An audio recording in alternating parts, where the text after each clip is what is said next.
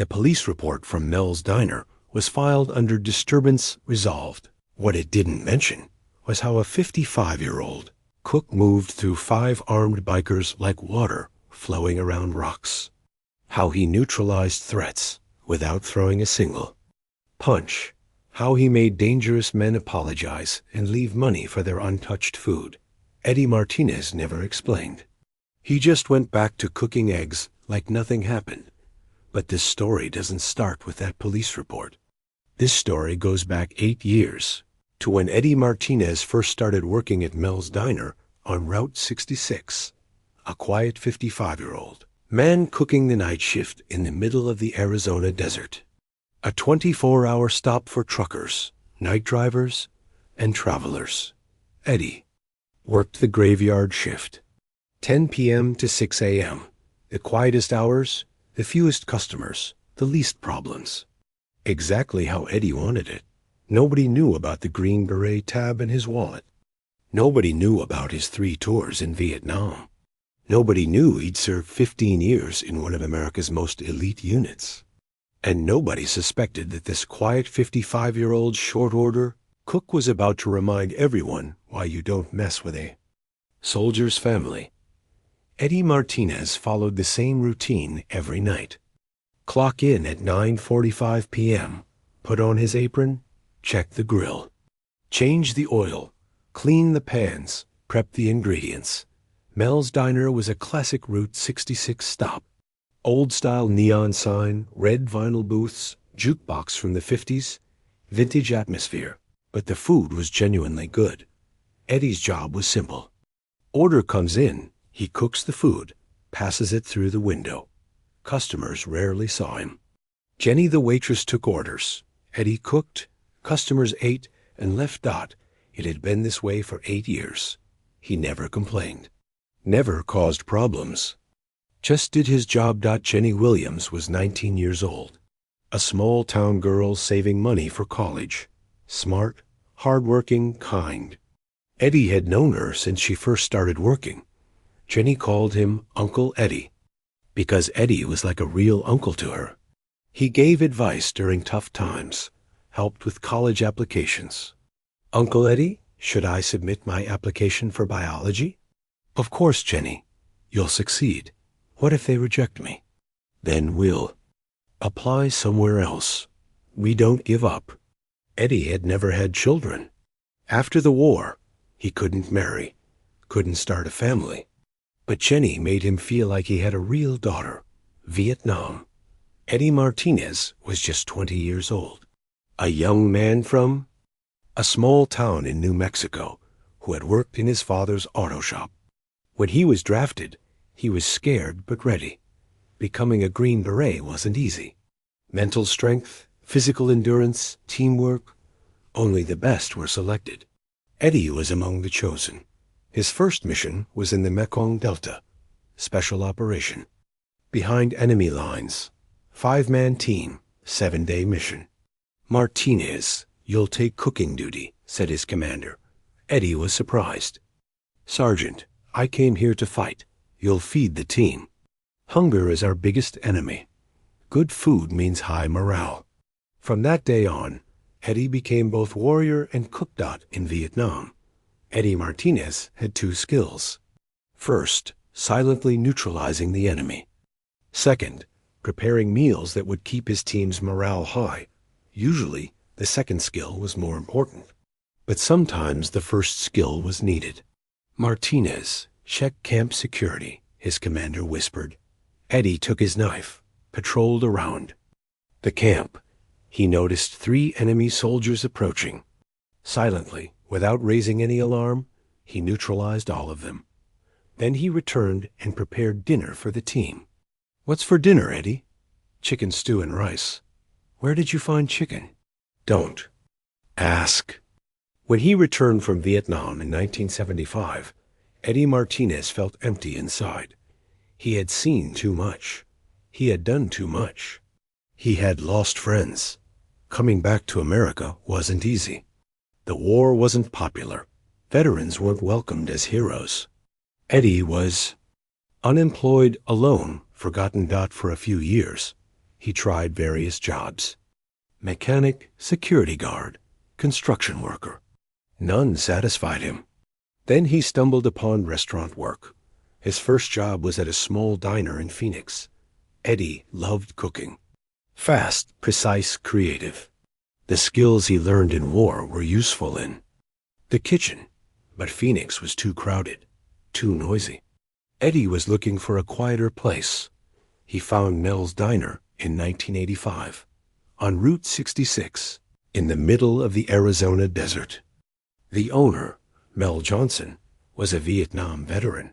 He understood Eddie, gave him a chance. "The night shift is tough," Mel said. "Strange types come in, problem customers." "I can handle it," Eddie said. "The pay isn't high." "No problem. Long hours, tiring work. I'm used to it." Mel hired Eddie. It was one of his best decisions.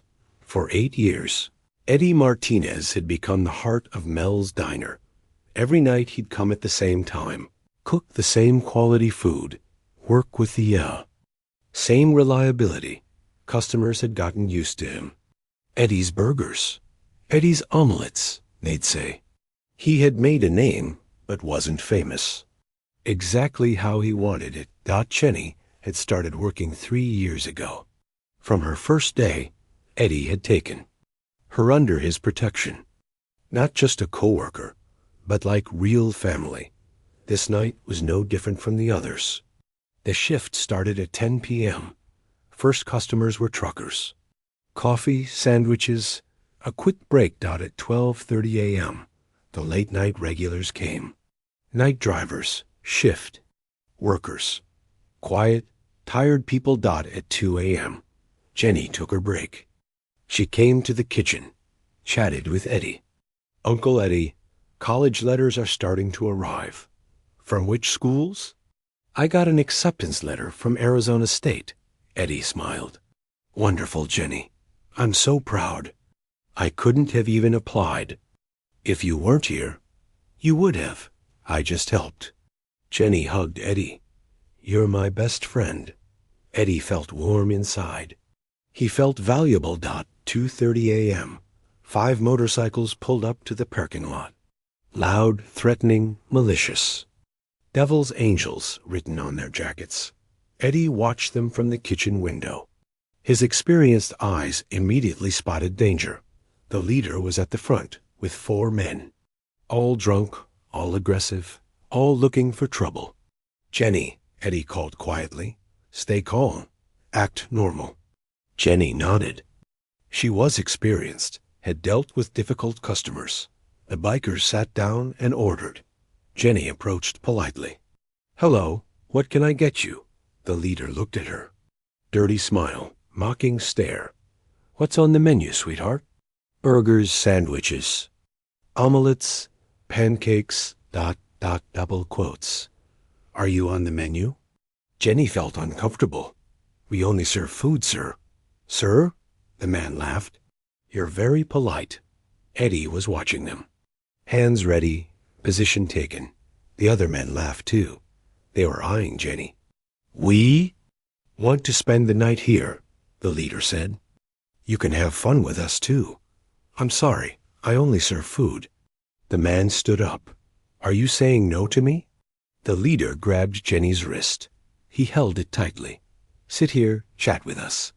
"Please let me go." "Should I let you go?" The man held tighter. "You're my guest." That's when Eddie sprang into action.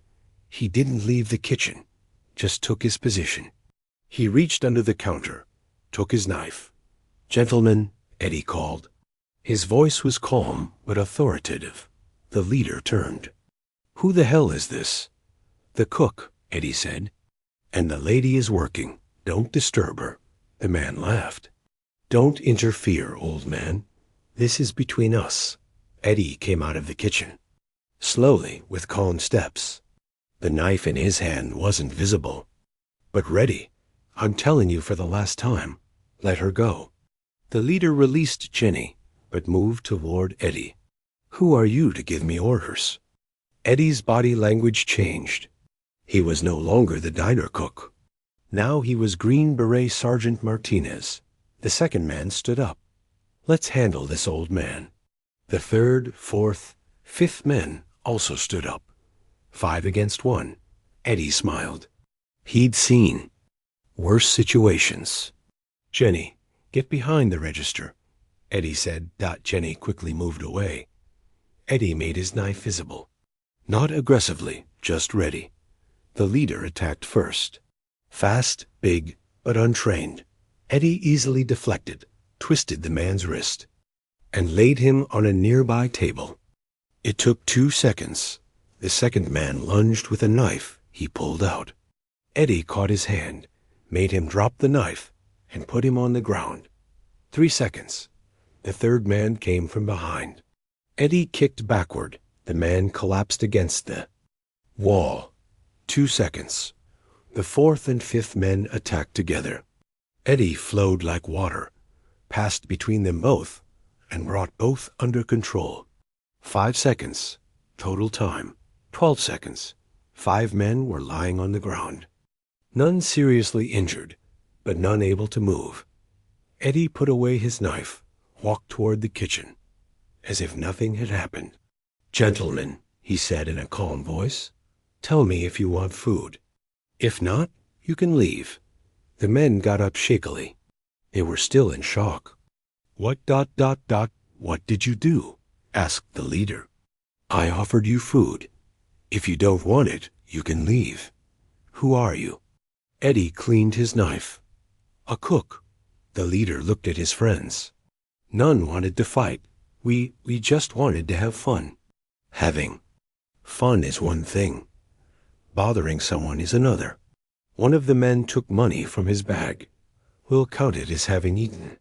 We'll leave this on the table. Eddie nodded. Thank you. The leader turned to Jenny. We apologize, miss. We misunderstood. Jenny was surprised but answered. It's okay. We won't come again. We're sorry for disturbing you. The men left the diner, got on their motorcycles, and left. Eddie returned to the kitchen, turned on the grill. Jenny, want some coffee? He asked. Jenny was still in shock. Uncle Eddie, how did you do that? Eddie shrugged. Experience. But there were 5 of them. They were all younger and bigger than you. Size isn't always an advantage. Have you done things like this before? Eddie stopped. Long time ago. Where? Very far away. Jenny understood. She wouldn't ask too many questions about Eddie's past. But she was curious. Were you in the military? Yes.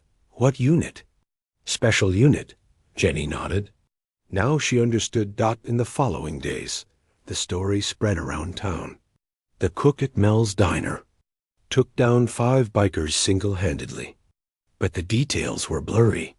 Nobody knew exactly what happened. Police came, took a report. They wrote, disturbance, resolved, and moved on. Eddie explained nothing. Just customer service. He said. Mel talked to Eddie. I don't want to know what happened, but I'm grateful to you. Jenny is safe. That's enough. You're a different kind of man, Eddie. I'm just a cook. In the weeks that followed, the way customers at the diner looked at Eddie changed. Respectful, curious, appreciative. Eddie, were you really a Green Beret? Asked a trucker. A long time ago. Were you in Vietnam?